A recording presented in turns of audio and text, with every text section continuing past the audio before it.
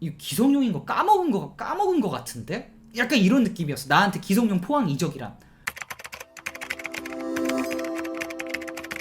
로빈요! 얼마나 레전드인지보다 마지막 레전드라는 게 더 크다고요?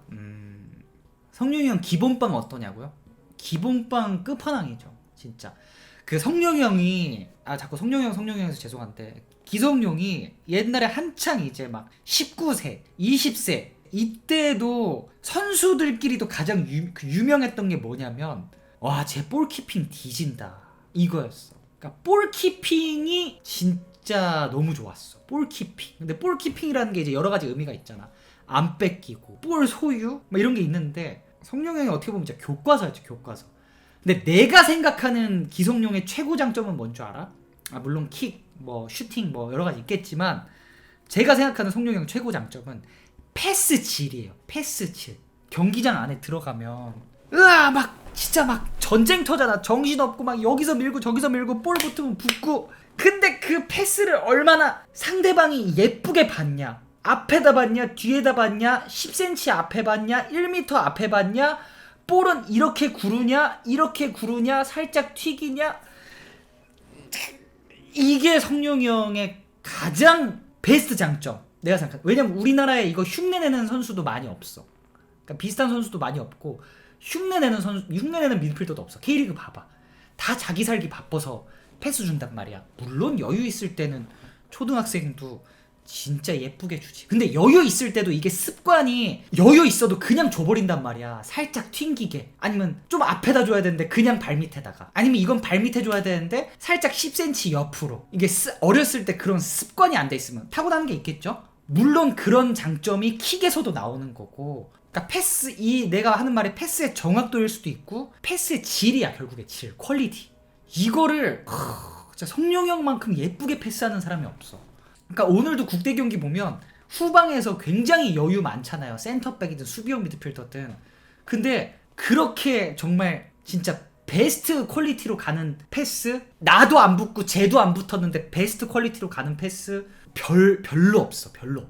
진짜 없어. 아무튼 자꾸 얘기가 딴 데로 샜네요. 아무튼 이제 성룡이 형 포항 이적 사건이 뜨고 침묵을 지켰었습니다.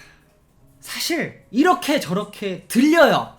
성룡이 형이 이래저래 해서 지금 FC서울에서 게임을 못 나오고 있구나 정도는 알고 있었어. 근데 갑자기 기사가 떴네. 정확히 기억해. 화요일이었을 거예요. 이적한다고? 그것도 포항으로? 김기동 감독이 있던 대로? 이거는 저는 일부러 기사 낸 건 줄 알았어요. 말이 안 되잖아. 왜 하필 포항이야? 뭐 전북도 아니고 어디도 아니고 왜 포항이야? 성룡이 형도 언론 플레이를 하는구나. 왜? 그러니까 성룡이 형도 억울한 부분이 있고 지켜야 하는 부분이 있을 수 있으니까. 근데 진짜네? 진짜 포항이네? 와, 이거 뒷감당 어떻게 하려 그래?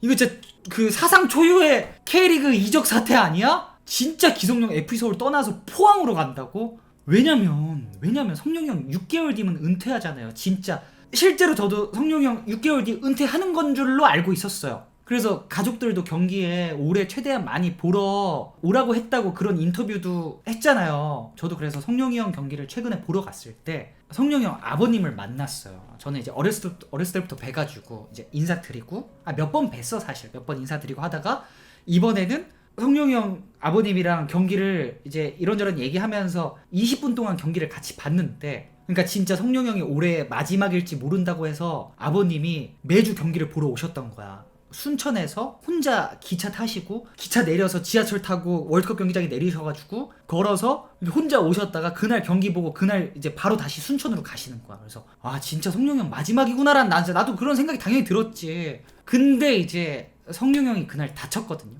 그날 다친 거야. 그날 경기 본 날.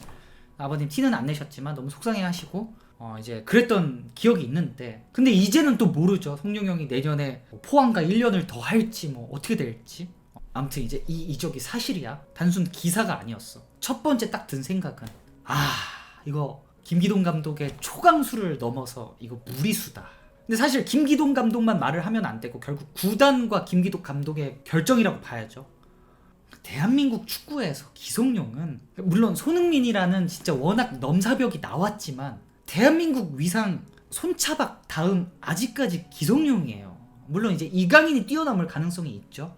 기성용 A매치 100경기, EPL 180경기, 박지성 다음 손흥민 이전에 기성용이었어. 기성용 슈퍼스타였어. 약간 나는 이런 느낌이었어. 이 기성용인 거 까먹은 거 같은데? 약간 이런 느낌이었어. 나한테 기성용 포항 이적이란. 그리고 성룡이 형은 앞으로 유럽 가서도 감독이 될 수 있고 언젠간 국가대표 감독도 저는 할 사람이라고 저는 생각을 하는데, 물론 성룡이 형 국대 감독 됐는데 경기력 너무 아쉽다? 저 말하죠. 오늘 경기 이게 뭡니까 이게? 농담이고. 그러니까 이게 결국 무슨 뜻이냐? 저는 이제 그런 말 좋아하는데, 원칙은 큰 일에나 적용할 것, 작은 일엔 연민으로도 충분하다. 그러니까 물론 큰 일 작은 일 기준에 따라 다르겠지만 기성용 6개월은 연민으로 갔어야지.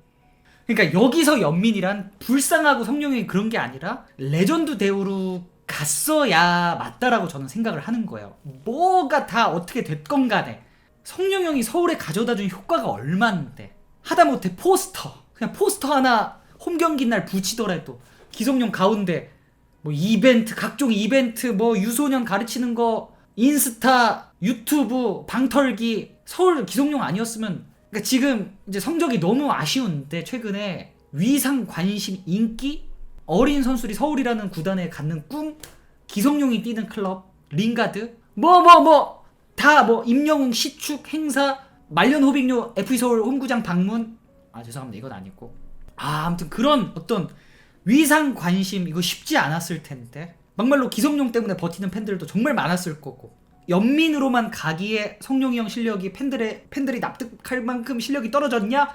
그것도 아니었어.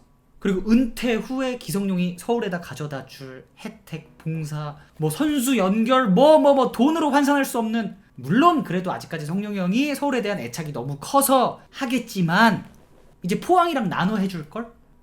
이번 거는 포항에 연결시켜줘야겠다, 이번 거는 다음 건 서울 해줘야겠다. 그 전까진 무조건 서울이었다고. 기성용은. 그럼 성룡이 형 포항 가서 잘할 것 같냐고? 나는 잘할 것 같아.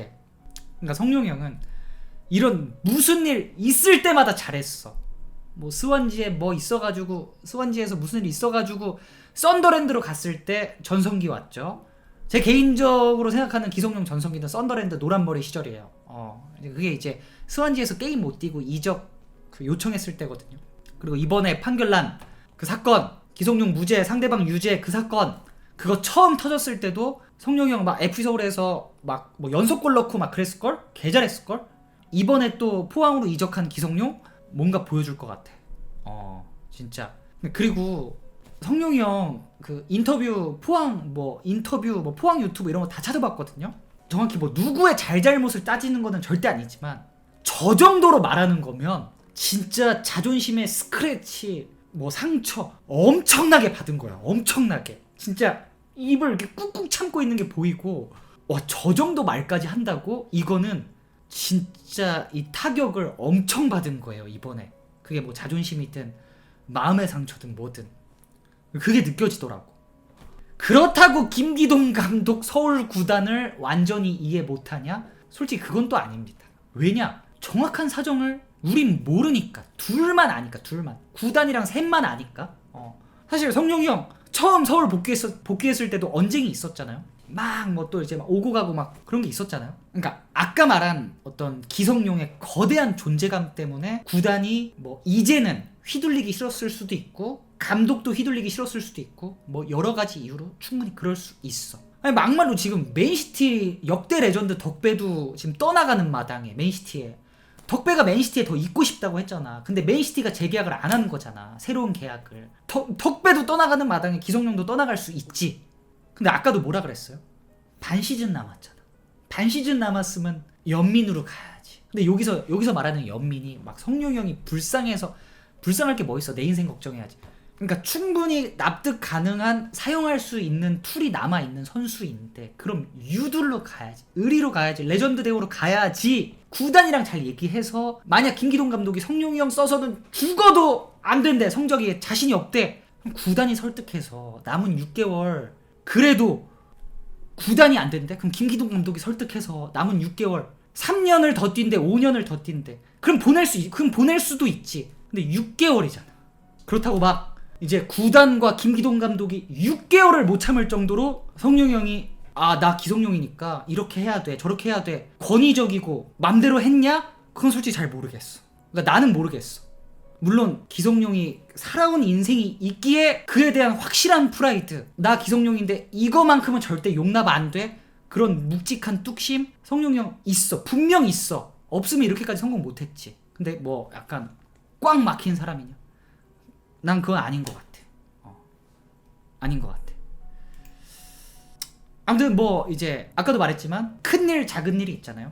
자, 오케이, 큰일이야. 이거는 서울 구단한테도 김기독 감독님한테도 큰일이야. 이거는 그냥 연민으로만 의리로만 갈 문제는 아니야. 그럼 이제 결과적으로 서울은 잘해야 돼. 올해 최소 2위? 3위로 될까? 2위는 해야 돼.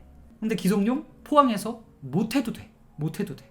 결국 이게 누구한테 더 리스크가 크고 출혈이 있을 이적이었냐는 거죠.